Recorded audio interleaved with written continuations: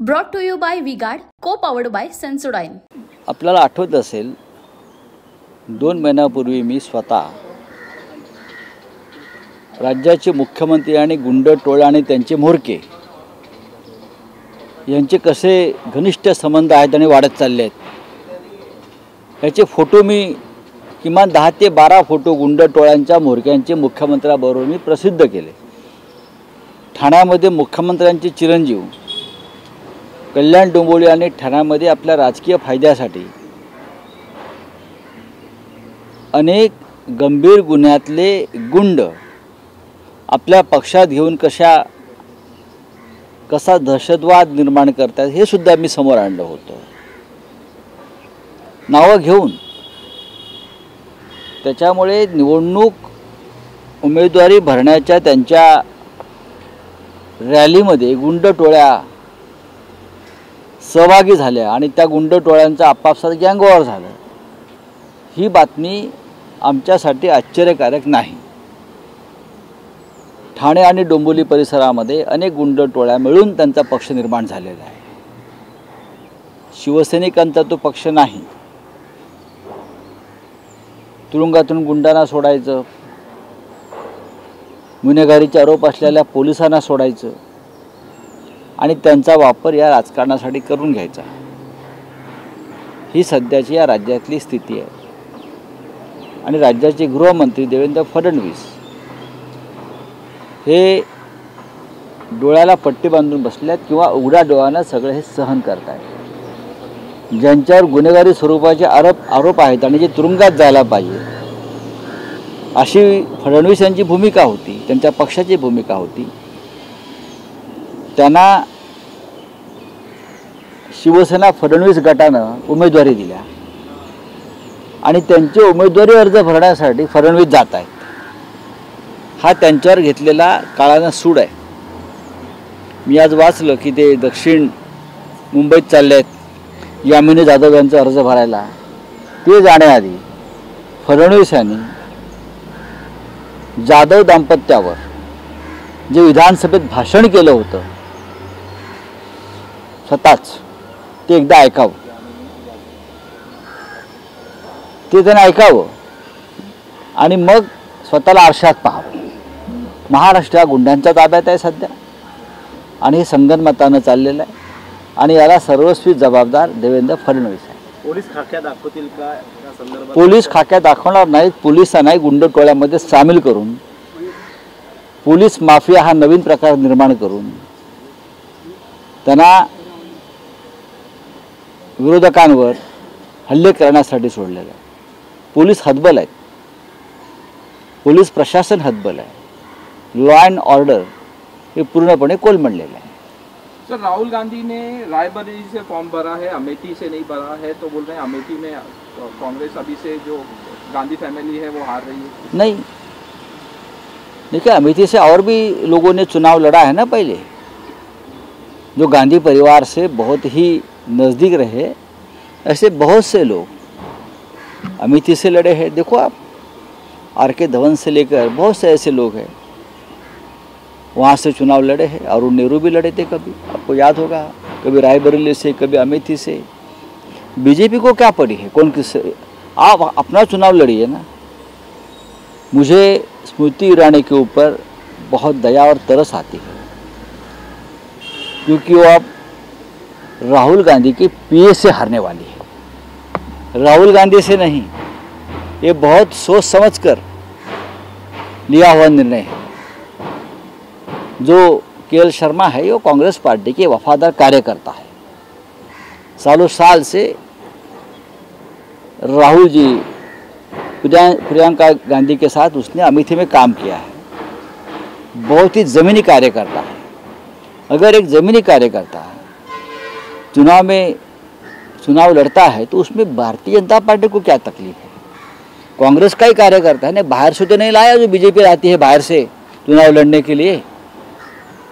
तो के.एल. शर्मा चुनाव जीतने जा रही है। एक सामान्य कार्यकर्ता कांग्रेस पार्टी का इस बार स्मृति ईरानी को पराभूत करें। तो संजय देवेंद्र फडणवीस का बयान आया, जो वोटिंग परसेंटेज कम हो रहा है महाराष्ट्र में, कहा कि अगर जो वोटर वोट नहीं कर रहे हैं, मैं केंद्र सरकार से सजेशन दिया है कि उन पर कार्रवाई हो जो वोटर वोटिंग। अच्छी बात है कि वोटिंग परसेंटेज बढ़ना चाहिए, ये डेमोक्रेसी है, लेकिन लोगों में निराशा क्यों है वोटिंग के प्रति, ये भी सोचना चाहिए।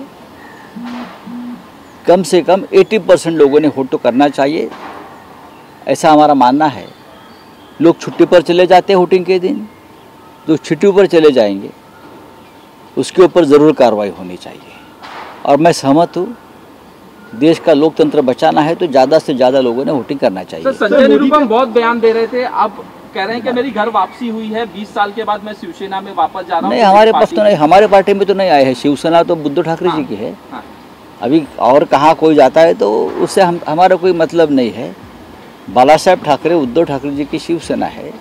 बाकी जो देवेंद्र फडणवीस ने राष्ट्रवादी में अपना एक गुट निर्माण किया है, राष्ट्रवादी फडणवीस गट, शिवसेना फडणवीस गट, उसमें अगर कोई जाता आता है वो उनकी मर्जी है। मोदी अमेठी पे बात करते हैं, लेकिन काश्मीर में बात नहीं, कैंडिडेट पे बात नहीं करते। निरुपम यांनी प्रवेश घेतला, नाही, आमच्यासाठी तो दखलपात्र विषय नाही आहे। ज्यावेळी त्यांना विचारण्यात आलं की तुमचा प्रवेश हा संजय राऊत यांना काउंटर करण्यासाठी करण्यात आलाय का, तर मुख्यमंत्री म्हणाले की ते एन्काउंटर करून टाकते संजय राऊत। करू द्या ना, मी त्यांना किती काळजी भीती वाटते आमची हे तुम्ही समजून घ्या।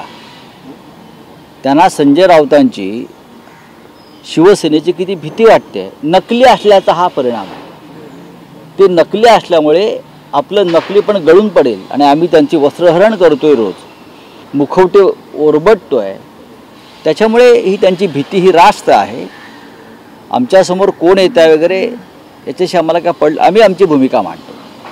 शिवसेनेची, उद्धव ठाकरे साहेबांची, आमच्या पक्षाची, महाविकास आघाडीची, लोकशाहीमध्ये प्रत्येकाला आपल्या भूमिका मांडण्याचा अधिकार आहे। उद्या त्यांच्या गटाची म्हणजे शिवसेना फडणवीस गटाची जर कोणी बाजू मांडणार असेल त्याने मांडायलाच हवी।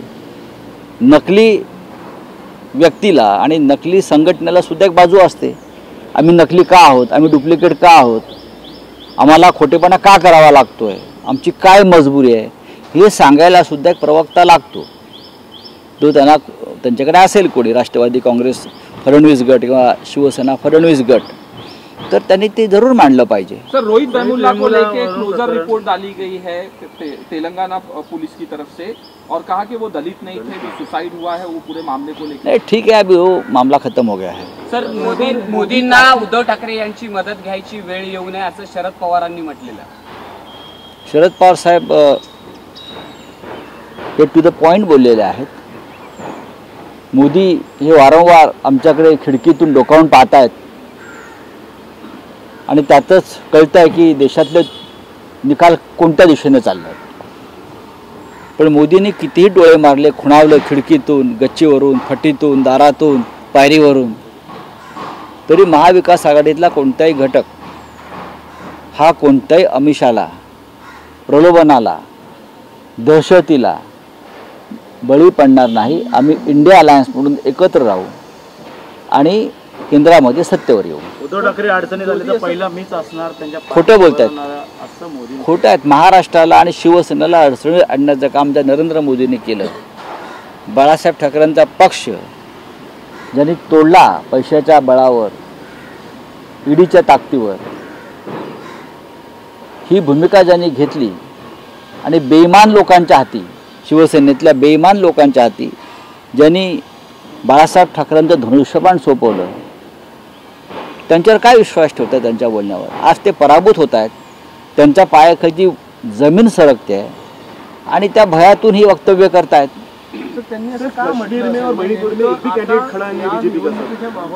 भीती, पराभवाची भीती, पराभवाची भीती, महाराष्ट्रातलं उसळलेलं खवळलेलं लोकमत, जनमत हे त्यांना दिसतंय। त्यांनी जी कांड केलेली आहे, त्याला मी कांड म्हणतो, जे कांड करतात ना कारस्थानं, मोदी आणि शहाने मिळून महाराष्ट्राला तोडण्याचं, शिवसेना आणि राष्ट्रवादी काँग्रेस मूळ याचे तुकडे करण्याचं, माणसं विकत घेण्याचं, दहशत निर्माण करण्याचं, मुंबई तोडण्याचं जे कारस्थान रचलं ते यशस्वी झालं नाही। आणि आजही उद्धव ठाकरे यांच्या नेतृत्वाखालची शिवसेना आणि शरद पवार यांच्या नेतृत्वाखालचा राष्ट्रवादी काँग्रेस पक्ष महाराष्ट्रात मोदी यांना त्यांची जागा दाखवायच्या स्थितीमध्ये ठामपणे उभा आहे. उद्या आम्ही सत्तेत येऊ आणि आम्ही त्यांना जाब विचारू, त्यांच्यावर खटले दाखल करू त्यांनी केलेल्या गुन्ह्याबद्दल, या भीतीतून ते हे सगळं करतायत. मोदी आणि ठाकरेंचा कधी जुळू शकतो असं प्रकाश आंबेडकर म्हणतात. कल्याणमध्ये कमजोर कॅन्डिडेट दिला त्यांनी, त्यासाठी प्रकाश आंबेडकरचं म्हणणं कल्याण त्यांनी वंचित बहुजन आघाडीचे उमेदवार निवडून आणावेत अशी माझी त्यांना शुभेच्छा आहेत आणि विनंती आहे. शिवसेनाने दिलेले उमेदवार हे असे सामान्य घरातले असतात आणि ते ओरिजिनल असतात, स्वतःचे असतात. दुसऱ्यांकडून आम्हाला उमेदवार घेऊन आमचे म्हणून आम्हाला मिरवावे लागत नाहीत. हे आमचे स्वतःचे उमेदवार आहेत. कल्याणमधली एक गृहिणी, हा तिचा अपमान आहे अशा प्रकारे सांगणं. एक गृहिणी दहशतवादाविरुद्ध उभी आहे, एक महिला, तिला त्यांनी पाठिंबा दिला पाहिजे खरं म्हणजे प्रकाश आंबेडकरांनी. डॉक्टर बाबासाहेब आंबेडकरांच्या संविधानाने त्या महिलेला अधिकार दिला आहे निवडणूक लढण्याचा दहशतवादाविरुद्ध. आणि जर प्रकाश आंबेडकर अशा प्रकारे त्या महिलेचा अपमान करत असेल तर ते डॉक्टर बाबासाहेब आंबेडकरांच्या संविधानाचं दुर्दैव आहे. कल्याण डोंबिवलीतला संपूर्ण वंचित समाज, शोषित समाज हा वैशाली दरेकर म्हणजे शिवसेनेच्या पाठीशी ठामपणे उभा आहे, हे आंबेडकर साहेबांना माहिती आहे. नंदेश उमप यांना या ठिकाणी उमेदवारी दिलेली, काल असताना त्यांचं नाव समोर आलं आहे. आता वंचित बहुजन आघाडीकडून ईशान्य मुंबई म्हणजे उत्तर पूर्व मुंबईमधून लढणार आहे. त्या वाटतं आपले संजय दिना पाटील आहेत त्या ठिकाणी. लढू द्या ना, लोकशाही आहे, काही हरकत नाही. कोणी निवडणूक लढणार असेल तर त्याचं स्वागतच केलं पाहिजे. धन्यवाद. शरद पवार यांच्यावरती पुन्हा मोदींनी टीका केलेली आहे की शरद पवारांना त्यांचं कुटुंब सांभाळता आलं नाही आणि त्यांनी कुटुंब सांभाळलेलं नाही. शरद पवारांचं कुटुंब हे मजबूत आहे, एक संघ आहे. तुम्ही एखाद दुसरा माणूस त्यांच्या कुटुंबातला दहशतीच्या बळावर फोडला असेल, तुरुंगाचं भय दाखवून, आणि तो पळून गेला असेल, याचा अर्थ कुटुंब फुटला असं नाही. मिस्टर मोदी यांनी बारामतीत येऊन 2 दिवस राहावं शांतपणे आणि अभ्यास करावा, कुटुंबाकडे फार सकारात्मक दृष्टीने पाहावं आणि मग स्वतःचं कुटुंब कुठे आहे ते शोधावं. पवारांचं कुटुंब म्हणजे फक्त पवार कुटुंब नाही, तर या महाराष्ट्रातली अनेक घरंही त्यांचं कुटुंब आहे. आमच्यासारखे लोक असतील, ठाकरे परिवार असतील, आम्ही सगळे एक कुटुंब म्हणून एकत्र आहोत. हे त्यांना कधी कळणार नाही नरेंद्र मोदींना, कारण त्यांचा कधी कुटुंबाशी संबंध आला नाही. Brought to you bye V-Guard, को पॉवर्ड बाय सेन्सोडाइन.